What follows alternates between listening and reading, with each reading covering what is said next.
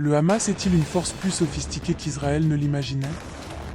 L'attaque sans précédent du groupe palestinien démontre une stratégie, une planification et un entraînement qui va au-delà de ce que de nombreux experts avaient prévu. Ils apparaissent sous terre, attaquent et puis disparaissent sans laisser de traces tel un fantôme. La piqûre. La distance zéro. La tromperie stratégique. Différentes tactiques du groupe armé Hamas qui obligent Israël à changer de stratégie. Les tactiques que le Hamas a utilisées lors de sa fameuse attaque contre Israël samedi 7 octobre 2023 sont parmi les plus sophistiquées à ce jour. Le groupe a utilisé les airs, les mers et la terre dans ce que l'on appelle en termes militaires des opérations multidomaines. Il a mené des premières attaques contre des postes d'observation israéliens à l'aide de drones avant que ces tirs massifs de roquettes ne submergent les défenses israéliennes du dôme de fer. Il s'agissait de ce que l'on appelle des opérations de façonnage, qui consistaient essentiellement à préparer la prochaine étape, l'entrée physique en Israël. Ensuite, il y a eu une infiltration physique sans précédent, attaquant Israël dans de multiples directions. Les combattants du Hamas n'ont pas seulement tué et capturé des soldats, mais ils se sont également emparés de tout matériel militaire se trouvant sur leur chemin. À la base de toutes ces activités, le Hamas n'oublie pas l'utilisation de l'élément psychologique, notamment l'enregistrement et la diffusion de leurs attaques auprès du plus grand nombre de médias. L'ampleur de l'attaque est inédite, la faille de l'armée et des services secrets israéliens est étonnante et la violence est terrifiante. Mais en effet, la conjoncture actuelle laissait présager une escalade de violence. Sur le terrain, on ressent clairement au sein de la population palestinienne un désespoir croissant et multifactoriel, et une violence latente. Plus personne ne parle de paix, mais plutôt de fin de l'occupation. Et les jeunes parlent de résistance, par tous les moyens. C'est dans ce contexte que le Hamas a médiatisé son attaque. L'organisation a récupéré ce désespoir pour se légitimer et obtenir le soutien d'une partie de l'opinion palestinienne. Cependant, une question subsiste. Comment le Hamas a-t-il préparé son attaque massive et réussi à mettre à mal l'une des armées les plus puissantes du Moyen-Orient?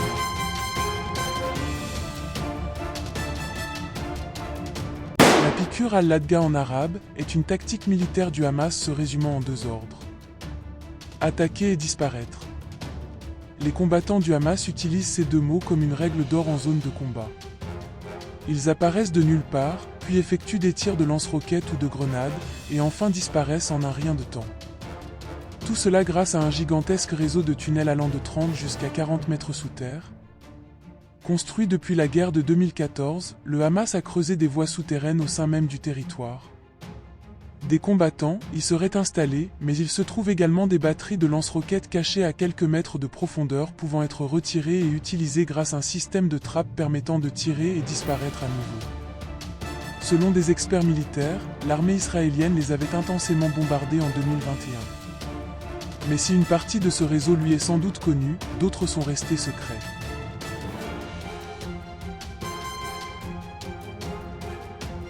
La distance zéro est une stratégie militaire modernisée par Emad Akl, l'un des principaux leaders des milices palestiniennes.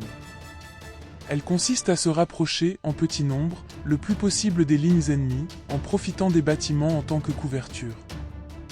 La guerre de rue est l'une des disciplines qualitatives de la science militaire moderne, elle dépend de manière critique du moral des combattants. Ce genre de combats sont souvent décrits comme étant parmi les batailles les plus féroces et complexes à gérer.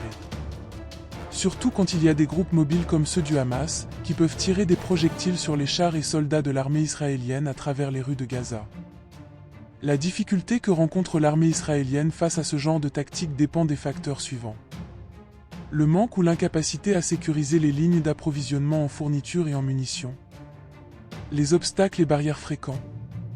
La forte présence civile. La difficulté à sécuriser les postes d'observation pour surveiller les forces hostiles et guider les forces loyales. La difficulté à coordonner les forces terrestres et enfin une faible supervision du commandement des champs opérationnels.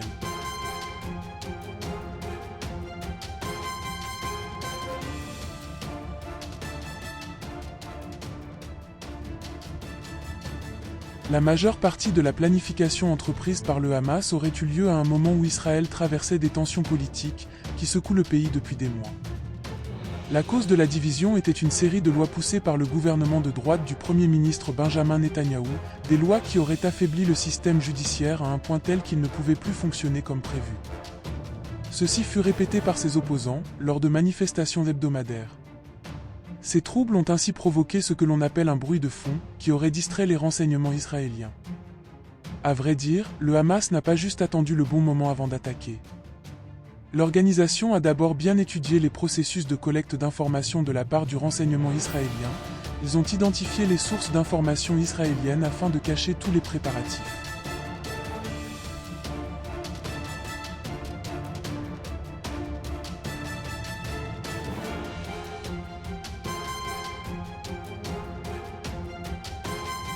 De plus, le Hamas semble avoir tiré des leçons de diverses sources.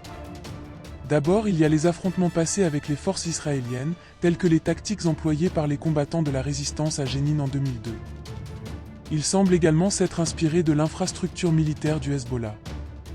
En avril 2002, une attaque israélienne contre le camp de réfugiés de Jénine a tué au moins 52 Palestiniens, dont des femmes et des enfants, selon Human Rights Watch.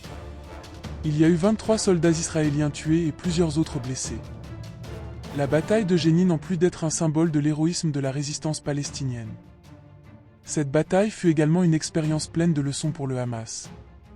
Premièrement, ils ont appris comment contrer et piéger l'armée israélienne. Deuxièmement, le Hamas a compris l'importance des engins explosifs dans les guerres de rue. Ils ont même transformé leurs arsenals en stars des réseaux sociaux. Par exemple, les fameux RPG Al-Yassin, peu coûteux et facilement dissimulables, ce qui en fait un outil précieux et dangereux pouvant anéantir des tanks qui valent des millions de dollars. Ce genre d'arme est utilisé efficacement pour cibler des véhicules, patrouilles et installations militaires israéliens. Une autre leçon de la bataille de Jénine est justement la tactique de la piqûre comme vu en début de vidéo.